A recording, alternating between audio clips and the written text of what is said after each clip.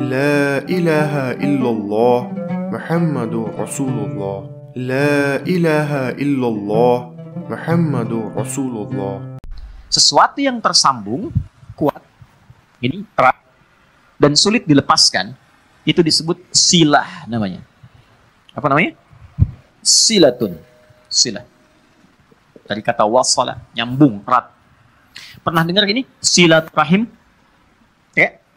Ketersambungan rasa kasih yang dalam, sehingga walaupun terpisahkan tempat dan keadaan, ia masih bisa merasakan itu dengan memberikan satu rasa yang dalam. Jadi kalau Anda bertemu dengan kawan-kawan, reunian, kan?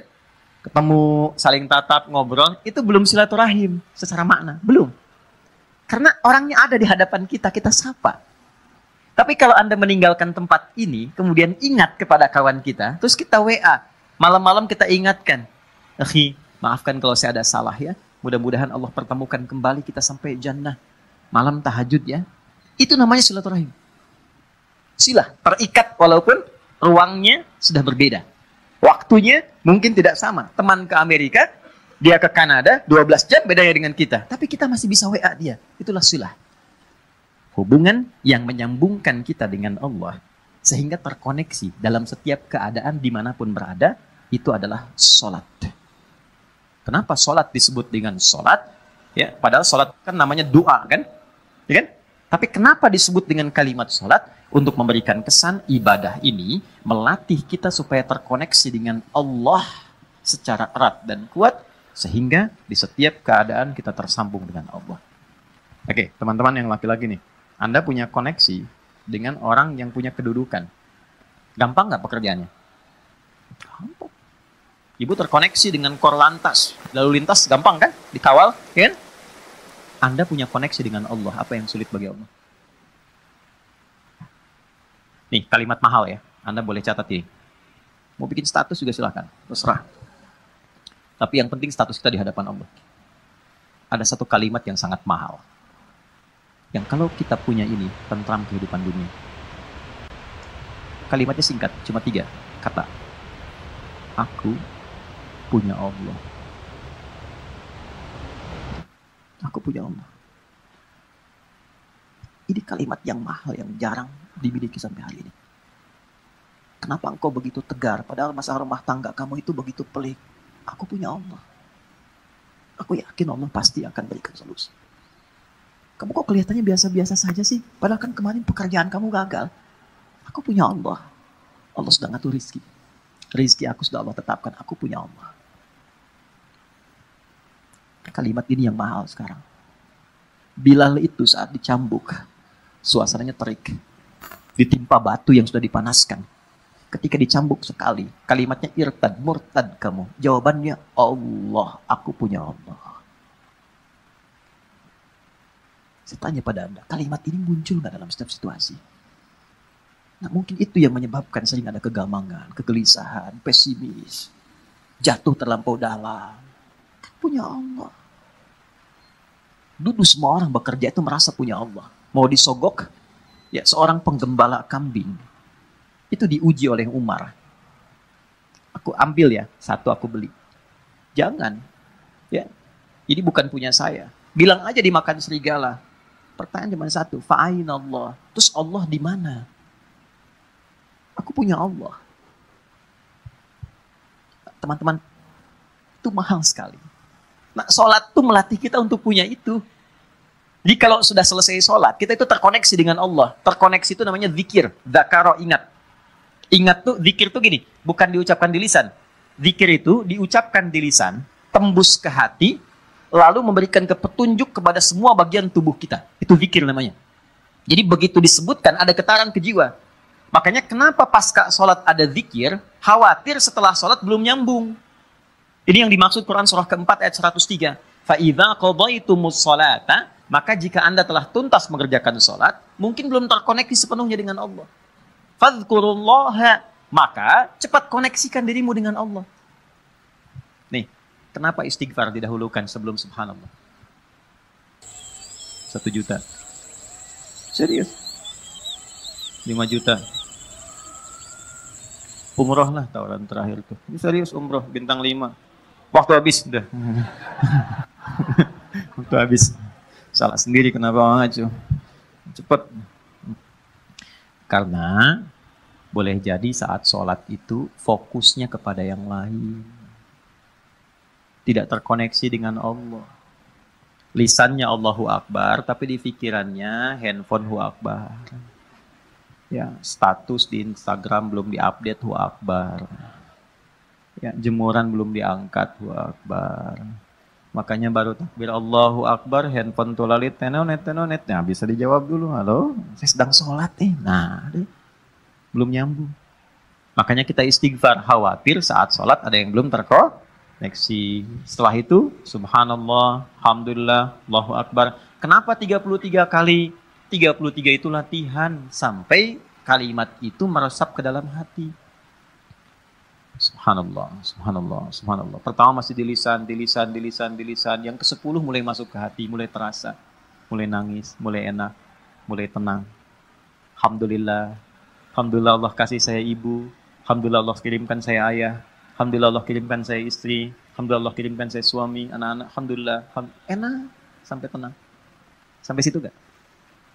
Nah, sampai ujungnya kita merasa punya Allah. Kalau sudah merasa punya Allah, Allahu Akbar. Itu semuanya dah. Nih, antum ya. Yang pengusaha pebisnis ya, ada ya. Saya nggak harus tanya angkat tangan lah. Ya. Kalau saya tanya Anda begini. Anda misalnya punya satu proyek nih. Nilainya 100 miliar. Oke? Tapi proyek itu membuat Anda tidak bisa sholat. Sisi lain, ada pekerjaan, nilainya cuma 1 juta. Tapi Anda bisa menunaikan sholat dengan begitu nyamannya. Anda pilih mana? Yang pertama atau yang kedua? Cuma 2 pilihan, Anda nggak boleh pilih yang ketiga. Saya sudah bisa merasakan getaran-getaran itu. Ya, jujur aja. Pertama atau kedua? Wah, yang benar. Buktinya ada orang sekarang hanya untuk jaga toko, dia rela meninggalkan Jumat. Hanya untuk jaga toko. Hanya untuk menjaga toko, biasa. Syaratnya nggak sholat, dia mau. Padahal kalau ditanya siapa yang ngasih rezeki, dia jawab Allah. Itu kan ada yang salah gitu. Ada yang salah. Nih lihat, Abdurrahman bin Auf itu ditawari begini. Abdurrahman bin Auf itu kan orang kaya luar biasa sebelum masuk Islam. Tapi levelnya masih 1. Setelah masuk Islam di nomor 3. Yang tertinggi. Kan cuman begini tawarannya. Kamu kalau mau ikut Muhammad SAW, semua aset kamu kami sita. Oke? Silahkan ikut. Dan gak boleh bawa apapun. Cuma baju yang melekat di badan. Gambaran orang-orang pada saat itu akan menempuh perjalanan kurang lebih 400 km. Lewat naik turun bukit, badai mungkin datang, gak akan selamat sampai ke Madinah. Di Yathrib saat itu. Berangkat. Anda kalau di posisi Abdurrahman bin Auf, ditawarkan demikian. Tawaran keduanya, tinggalkan ajaran Muhammad, tinggal di Mekah, kami angkat Anda menjadi hartawan terhormat dengan proyek nomor 1 di wilayah ini. Kalau Anda di posisi Abdurrahman bin Auf, silahkan ikut Nabi, tapi tinggalkan semua aset Anda 1 triliun. Bawa pakaian saja. Anda sudah bekerja 20 tahun, 30 tahun, dapat 1 T, tinggalkan itu ikut Nabi Muhammad. Yang belum tentu jelas di hadapan Anda kesuksesannya. Atau tinggal di kota Mekah, ambil hartawan terhormat nomor 1, semua proyek wilayah Bintaro Anda kuasai. Kalau Anda di posisi itu, Anda mau pilih mana? Nah, yang mau saya katakan, apa yang melatih seorang Abdurrahman bin Auf, sehingga mengambil keputusan, saya tetap ikut Nabi. Itu kan pertaruhan tinggi.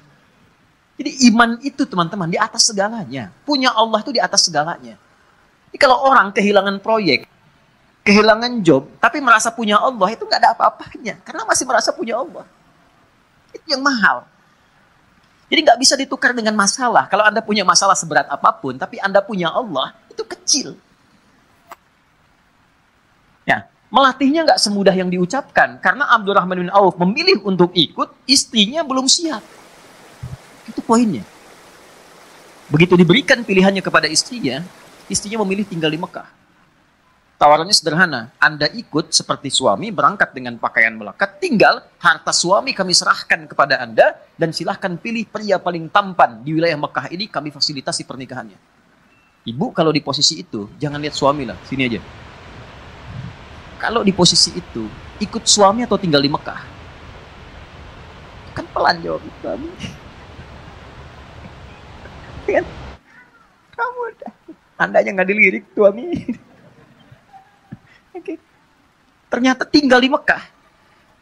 Ya, tapi karena keyakinan kuat dan merasa punya Allah, perhatikan, orang yang sudah mengkoneksikan dirinya dengan Allah dan punya Allah, maka Allah jawab. Ini yang dimaksud rumus Quran surah kedua di ayat 152. Fadhkuruni adzkurkum.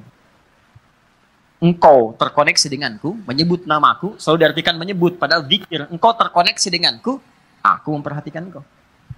Jadi sebelum beliau berangkat, Allah sudah siapkan perangkat. Sebelum Abdurrahman bin Auf berangkat, Allah sudah siapkan perangkat di sekitar Madinah. Yang menyambutnya itu harus orang paling kaya di Madinah. Itulah hebatnya orang Madinah. Yang haus disambut oleh orang bawa minuman. Yang lapar disambut oleh orang bawa makanan.